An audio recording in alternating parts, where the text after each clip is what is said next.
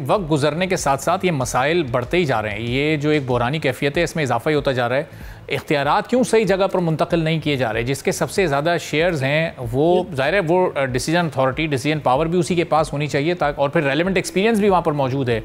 ये इसमें क्यों ये रुकावट पैदा की जा रही है? रेलेवेंट एक्सपीरियंस की आपने खूबसूरत बात की है कि जिसका काम है वो कर सकता है। वजह सिर्फ यही है कि वहां पे के इलेक्टेड को कुछ ऐसे लोगों ने टेक ओवर कर लिया है इन ट्रू सेंस कि वो नहीं चाहते कि रियल सेंस में ऑन ग्राउंड कोई इंप्रूवमेंट ऑफ सिस्टम आए। आपने जो अर्न करना है सिस्टम इंप्रूवमेंट से करें, मैनिपुलेशन ऑफ बैलेंस शीट से ना करें कि जो लेना है वो तो ले लें, जो देना है उसको रोक दें। ये बहुत लंबी स्टोरी है, मैंने एक दिन आपको पहले भी कहा था कि इस पे तो 2-3 घंटे का प्रोग्राम चाहिए।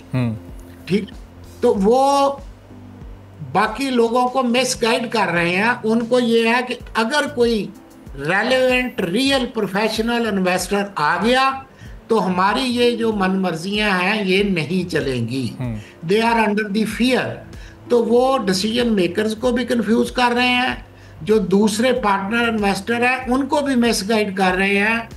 जब तक आपने, हम किसी से कोई भी किसी से अनड्यू फेवर नहीं मांग रहा। As per SCCP rules, as per agreement of KE and KESC, जो मेजर शेयर होल्डर है उसको C लेवल की तमाम मैनेजमेंट दें और उसको काम करने दें। You will see the result. Subscribe करें और बेल दबाएं ताकि कोई खबर रह न जाए।